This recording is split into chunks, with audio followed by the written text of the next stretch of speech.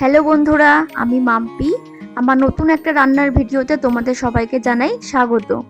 কোনো ঝামেলা ঝঞ্ঝাট না করে কি করে চটজলদি চিকেন কষা করা যায় আর সেটাই তোমাদের করে দেখাবো। আজ রান্নাটা করতে কি কি উপকরণ লাগছে চলো আগে সেটা তোমাদের দেখিয়ে দিই। এখানে আমি 450 গ্রাম চিকেন ধুয়ে রেখেছি। ওখানে ডুমো ডুমো করে আলু কাটা আছে। এখানে একটা টমেটো আমি কুচি করে রেখেছি। আর এখানে মাঝারি সাইজের দুটো পেঁয়াজকে আমি এরকম সরু করে কেটে রেখেছি। এখানে আছে কাঁচা লঙ্কা, দুটো তেজপাতা, আর এদিকে আছে গোটা গরম মশলা, দুটো দারচিনির টুকরো, দুটো এলাচ আর 3টে লবঙ্গ। এখানে আছে নুন, চিনি, হলুদ গুঁড়ো, লঙ্কা গুঁড়ো, ফ্যাটানো টক দই, আর এখানে আছে আদা রসুন বাটা। এবার আমরা এখানে মাংসটাকে ভালো করে ম্যারিনেট করে নেব। প্রথমে আমরা মাংসটাকে ভালো করে জল ঝরিয়ে একটা পাত্রে দিয়ে দেবো। তারপর এখানে যা যা কেটে রেখেছিলাম সমস্ত কিছু এক এক করে দিয়ে দেবো। এখানে কেটে রাখা আলু, পেঁয়াজ,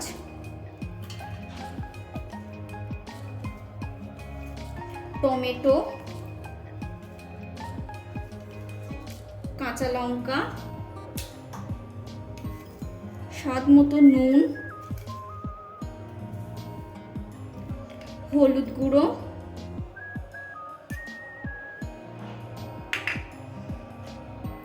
ঝাল অনুযায়ী লঙ্কার গুঁড়ো।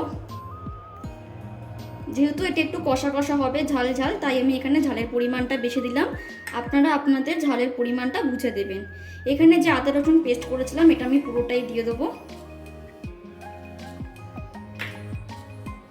আর দেব এখানে যে ফ্যাটানো টক দইটা রয়েছে।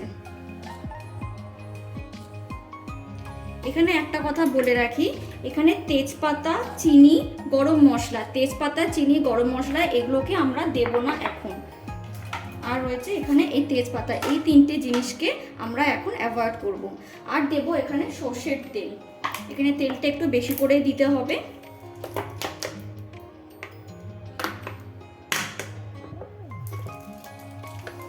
এই সমস্ত কিছু দিয়ে এবারে পুরো মাংসটাকে ভালো করে মাখিয়ে নিতে হবে।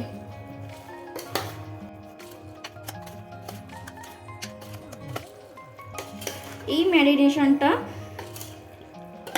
আপনারা পারলে কিছুক্ষণের জন্য রাখতে পারেন, কিন্তু যাদের হাতে টাইম নেই তারা সঙ্গে সঙ্গেও করে নিতে পারেন। কিন্তু আমি এখানে 15-20 মিনিটের জন্য একটু ম্যারিনেট করে রেখে দেবো। এর ফলে কি হয়, মাংসটার মধ্যে সমস্ত মশলাটা ভালোভাবে ঢুকে যায়। আর মাংসটা যেহেতু দই দেওয়া রয়েছে তাই মাংসটা একটু নরমও হয়। এই যে আমার ম্যারিনেট কমপ্লিট। এবার এটা আমি ঢাকা দিয়ে কিছুক্ষণের জন্য 10-15 মিনিটের জন্য রেখে দেবো। চলে এলাম 20 মিনিট পর। এখানে কড়াটাকে ভালো করে গরম করে নিয়ে সর্ষের তেল দিতে হবে। তারপর সর্ষের তেলটা ভালো করে গরম হয়ে গেলে স্প্রেড করে নিয়ে এর মধ্যে যে আমরা গরম মশলাটা রেখেছিলাম ওটা আর তেজপাতাগুলো দিয়ে দিতে হবে। তারপর একটু নাড়িয়ে চাড়িয়ে আমাদের ম্যারিনেট করা যে মাংসটা সেটাকে পুরোটা এর মধ্যে ঢেলে দিতে হবে। তোমাদের আমি প্রথমেই বলেছি যে মাংসটার কোনো ঝামেলা নেই, চটজলদি হয়, তাই আর কোনো ঝামেলাই রান্নার মধ্যে নেই। শুধু মাংসটাকে দিয়ে এর মধ্যে ভালো করে নাড়তে হবে।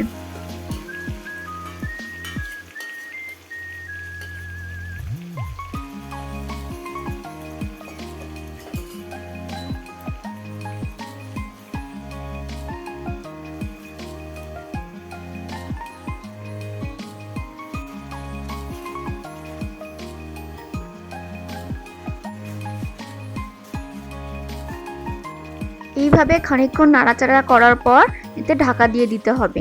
আচ্ছা, এখানে একটা কথা বলে রাখি, চেষ্টা করো পুরো রান্নাটাই ঢেকে ঢেকে করতে।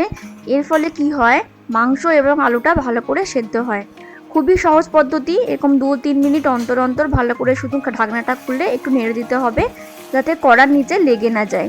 এইভাবেই পুরো প্রসেসটা চলবে যতক্ষণ না মাংস থেকে তেল বেরোচ্ছে।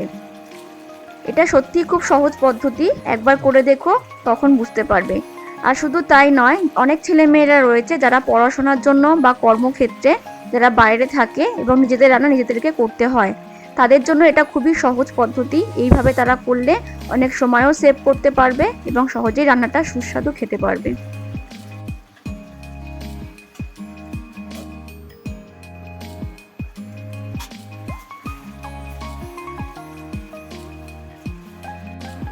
এই এইভাবে 2-3 মিনিট অন্তর অন্তর ঢাকনা খুলে মাংসটাকে নেড়ে দিতে হবে। আর দেখবে মাংস থেকে অনেকটা তেল বেরোবে। এখানে দেখো কতটা তেল বেরিয়েছে মাংস থেকে, আর বেশ সুন্দর গন্ধও বেরোচ্ছে। আচ্ছা, এই জায়গাতে মাংস এবং আলু দুটোই অনেকটাই সেদ্ধ হয়ে গেছে। আর তোমরা যদি মনে হয় তোমাদের মশলার নিচে লেগে যাচ্ছে, তাহলে এইখানটা একটু জল ইউজ করতে পারো। আমি এখানে মশলা ধোয়া জলটা একটুখানি দিয়েছি। এইভাবে খানিকক্ষণ নাড়াচাড়া করতে হবে। তারপর দেখবে 5-7 মিনিট পর জলটা প্রায় অনেকটা শুকিয়ে এসেছে। এখানে আর ঢাকা দেওয়ার দরকার নেই। এই সিচুয়েশনে তোমরা এবারে যে যতটা ঝোল রাখবে বা গ্রেভি রাখবে সেই বুঝে তোমরা এখানে জলটা ইউজ করবে। আমি যেহেতু এখানে একটু গ্রেভি রাখবো, তাই আমি জলটা অল্প পরিমাণ দিয়েছি। দেওয়ার পর ভালো করে জলটার সাথে মিশিয়ে নিয়ে এখানে আবার ঢাকা দিয়ে দিতে হবে।